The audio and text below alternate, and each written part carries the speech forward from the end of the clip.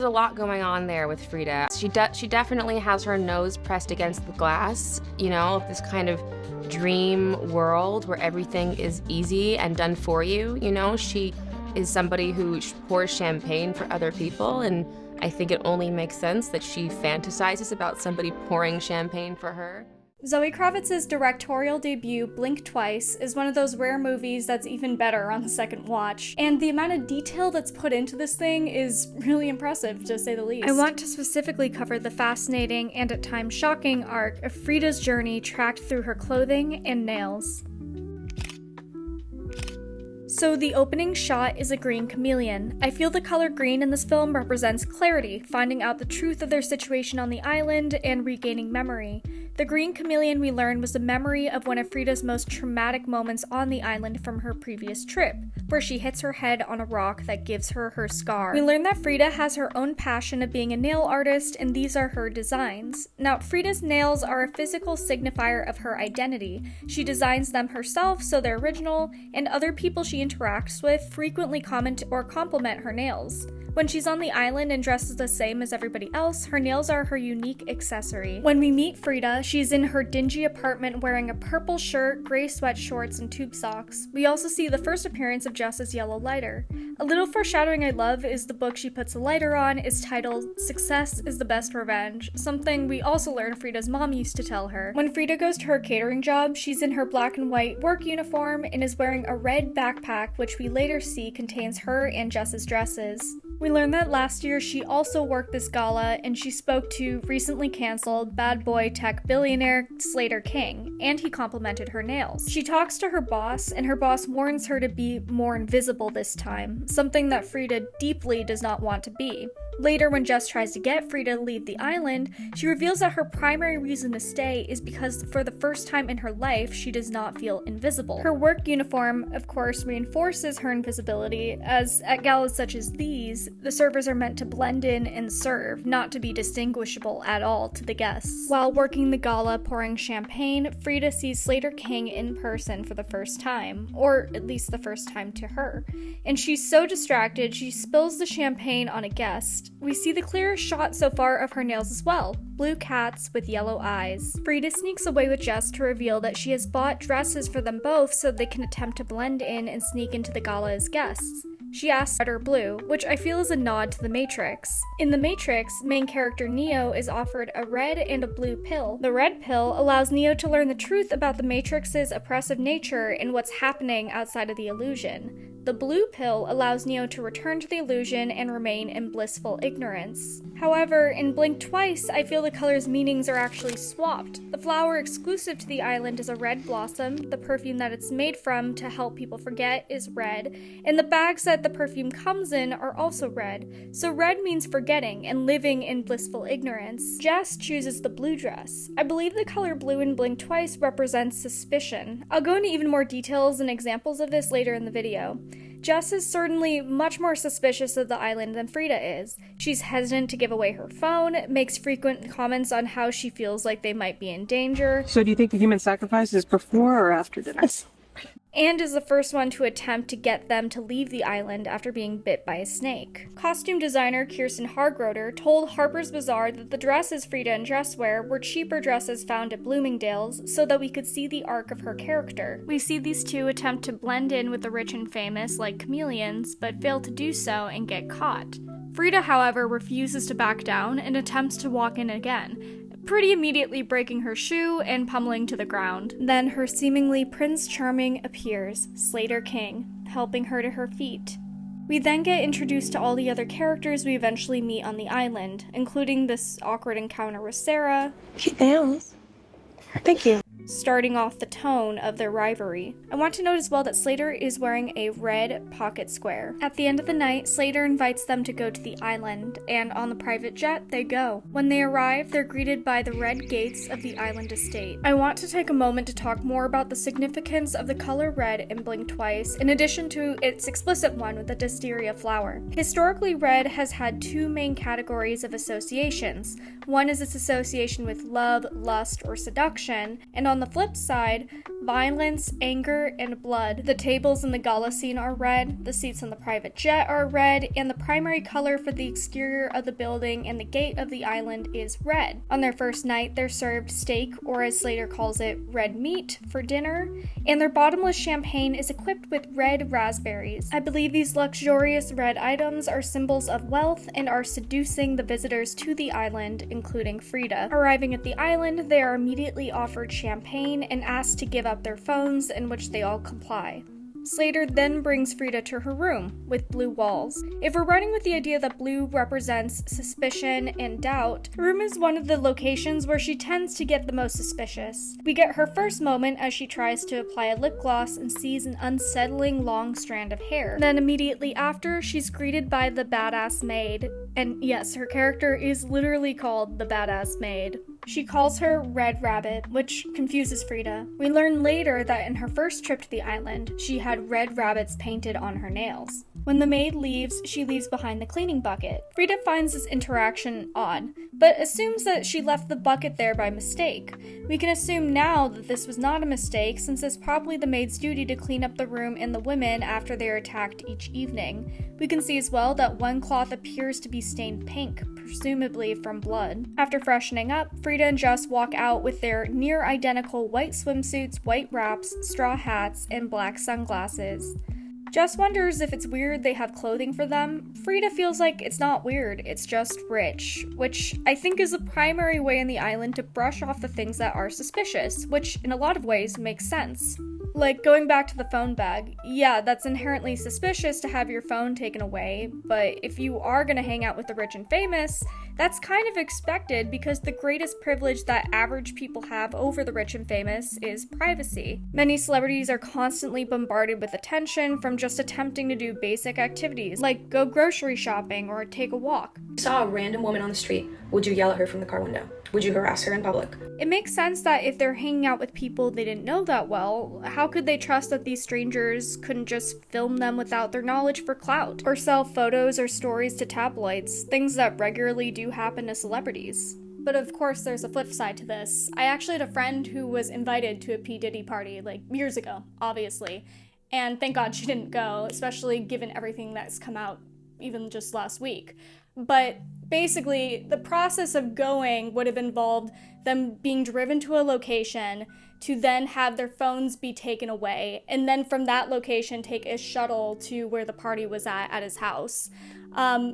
So, I mean, she was obviously very freaked out by this and didn't go. I think that current events just remind us how unfortunately relevant Blink Twice is, because I think that the original inspiration was more of Epstein Island, and now we're seeing those events repeat. It's easy to see how the rich and famous who hold power can blur lines, and how much we, the common folk, are seduced by it. And in Freda's case, desperately wants to be. So after relaxing by the pool, talking about therapy with Slater, and seeing many more ominous warnings, Freda changes into a flowy white dress, the same as the other women. Okay, we have to talk about the evening dresses. This is, in my opinion, the most brilliant costume design choice for the movie, and probably the most important one. Costume designer Kirsten Hargroder said this about the design for the dresses. Getting the dresses right was tricky because they needed to serve all these purposes. They needed to flow and look aspirational and pretty and feminine, but they were also a form of torture.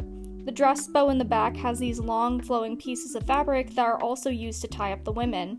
It's not overtly obvious when you're watching that the dress is a form of torture, but still looks like a pretty dress. I also want to note the dress also comes with shawls that we can see are later used to gag Camilla, assuming because the year before, Freda bit off Vic's pinky finger. The use of white for all the women's clothing works on so many levels. First of all, a practical level, it makes sense for all the clothing to be white. These are clothing they keep in stock for any woman that Slater chooses to bring to the island. Without knowing skin color, skin tone, or hair color, there are very few colors that work on anybody, so a neutral like white is a safe bet for anyone. Also, knowing that these women are attacked every night, they need to regularly clean out the grass stains, dirt, and blood. Think of how all hotel towels and bed sheets are white. It's much easier to clean linen in batches if it's the same color, and since it's white, they can easily add bleach to every load. Now, on a symbolic level, there are multiple associations we have with the color white. Vacationing is one. Hotels have white linens and towels. People often vacation in the summertime and wear white linen. Wealth is another association. Think of the term white-collar job. Think of Kim Kardashian's all-white home. We also associate it with purity and virginity. Since the women on the island have their memories lost and are perpetually innocent and unaware of the crimes being done to them, they are literally blank slates that are wiped clean every night. After dinner and tripping on MDMA, Freda in her room is shocked to learn that the stain she had on her dress earlier in the night is now completely gone, and she can't remember why. Again, on my theory that blue represents suspicion, I want to note that she's in blue lighting, and her blue nails are featured prominently in this shot. We then get a montage of everyone's stay at the island. I want to point out that in the sauna scene, everyone is wearing blue hats, and Freda takes a moment to look at Vic's pinky finger. The next morning, after a late night chat with Slater where he compliments her blue cat nails, Freda awakens in the room to discover that she has dirt under her nails. I feel it's significant to note the potential meanings behind her first and second set of nails. When she went to the island the first time, she wore red rabbit nails. The color red meant that she had been fully under Dysteria's spell. The rabbit, I think, means that in the first round she was prey. In the second trip, her nails are blue, she's more suspicious this time, and she has cats on her nails who are predators. I also think about Alice in Wonderland. Alice chases the rabbit and falls into Wonderland, versus the Cheshire Cat is a representation of wisdom and guidance. Alice learns more about her situation the more she speaks to him. My theory for the dirt under the nails is that at the end of the night, I'm sure the maids are assigned to clean up all the women, so I'm wondering if the badass maid purposely did not clean under Freda's nails because the men wouldn't notice that that wasn't cleaned, but she herself would notice and get a hint. Anyways, on to the night Jess gets bitten by the snake. Before this, everyone is dancing, and this is another element I love about the white dresses. It seems Slater has wrapped a white jacket or shawl around his shoulders to give the appearance of a toga, so all of them dancing together gives this image of ancient Greece. Specifically, Slater carrying around this large wine bottle reminds me of Dionysus, the Greek god of theater, wine, and ecstasy. He inspired the Bacchanalia, or Greco-Roman festivals of ritual madness and debauchery. In the midst of the dancing, Jess is bitten by the snake, and we get this shot of her nosebleed.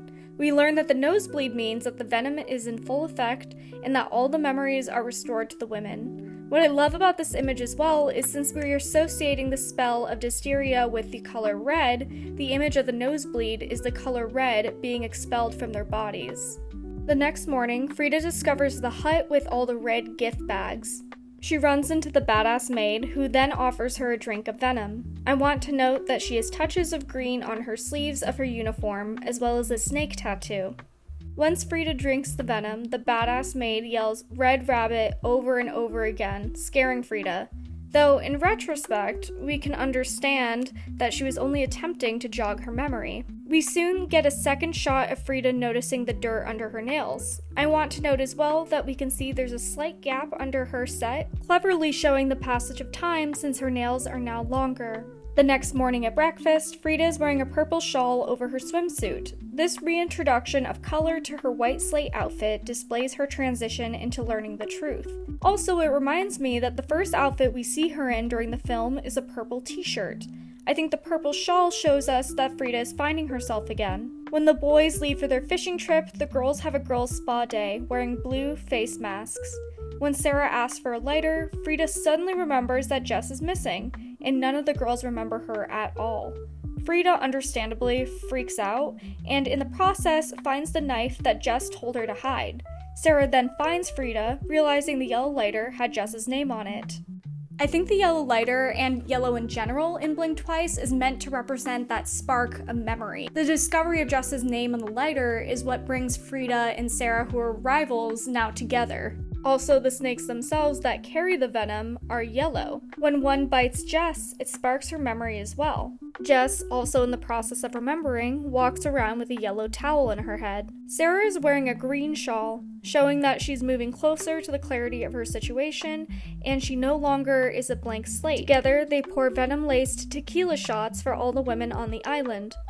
Freda then sneaks off to get their phones back, and in the process, Freda and Sarah regain their memories as the boys return, including learning that Jess had her neck broken by Slater. While searching for the phones, Freda discovers Polaroids of visitors to the island and takes them. Which leads us to the final act. As Freda decides to get everyone to dance as a distraction, the venom kicks in for Heather and Camilla, causing them to attack their attackers and set off utter chaos. Okay, I know I will not shut up about these white dresses, but how they each become drenched with blood looks so good. And this shot, with I'm That Girl blasting, I don't know what to tell you, that's peak cinema. So we learn that Freda has been here before, hence Red Rabbit. I love the detail that she had long hair on her first trip, and she decided on short hair right before going back to the gala. Long hair can sometimes be a liability when being attacked, so her doing a short hairstyle helped protect her. I think this, and her remembering the chameleon at the beginning, shows that at least some level subconsciously, she remembers these events, disproving Slater's theory that all is well once you forget, because even his most powerful spell couldn't stop everything. I think this is speaking on how some victims of abuse don't remember or block out the trauma that's happened to them, but it still can affect them subconsciously in ways they don't expect or even understand. Slater himself is an example of this. He speaks how he and his sister were abused as children and she can remember, but he can't. And he thinks that it's great he doesn't remember and wishes she wouldn't either. But obviously Slater isn't okay. Would a mentally okay person do any of the things he does in this movie? Obviously not. Okay, I'm skipping over a lot, but to summarize... So... everybody's dead. Freda and Slater are now one-on-one, and Slater does his supervillain speech about how there's no forgiveness, only forgetting. Sarah attempts to get him, but she gets captured. And when all seems desperate, he takes a hit of his vape and immediately becomes disoriented. We learn that when he was chasing Sarah, Freda put the Disteria perfume into his vape liquid, disorienting him. In his haze, he knocks over the candles and sets the place ablaze. He trips, knocking himself out. Freda and Sarah escape, and Freda drags Slater to safety. And the badass maid survives too. Okay, and just thinking about all the colors together, if green means clarity, the truth, it's the color of the venom, finding out everything about the island, and red is being in the illusion with the perfume, being unable to remember anything that's happening. So red and green are opposites on the color spectrum. So we already established that blue represents suspicion, and if yellow is that spark of memory, or you could just think about it as you need blue and yellow together to create green. So the spark of memory and the suspicion together makes green, makes the clarity of the situation. Maybe I'm overthinking the color thing, but I just think there is a lot of genuine detail in this movie, so much that I can't even include half of the things I think about in this video. So if there's anything that you noticed or want to talk about that's a cool detail in the movie, feel free to comment that below. We cut to next year at the gala. Slater's therapist attempts to speak to him, but he's disoriented and confused. He doesn't even seem to remember his therapist. Then we hear Freda's voice as she holds up his pen fluid. We can see her nails are painted with the Disteria flower, showing that she is now in control of the flower instead of being controlled by it. When we see her, she's rocking a Shiv Roy corporate bob, red lipstick, a massive diamond ring, and a black Saint Laurent dress. She's now Slater's wife and CEO of his company. I think some people will definitely be shocked by the ending, but I think it's pretty consistent actually with Freda's character. As Zoe Kravitz says, Freda is someone who pours champagne for other people, but dreams of having champagne poured for herself. She also hates being invisible, and now here she is, the CEO of Slater's company and the center of attention. She also now gets her vengeance on all the men who have wronged her on the island. Slater's fate of being constantly disoriented by vaping his own poison is very poetic, especially because in his speech to Lucas, he emphasized that there's a special place in hell for people who choose to do nothing. Now he is trapped in a perpetual state of doing nothing, with Freda controlling his company and his life now. For Freda, Success really is her best revenge. So I'm a pretty new channel. This is actually only my 3rd video I've made. So if you enjoyed this video, then please like and subscribe. It would help a lot. And you can also follow my TikTok. I have a lot more videos on there.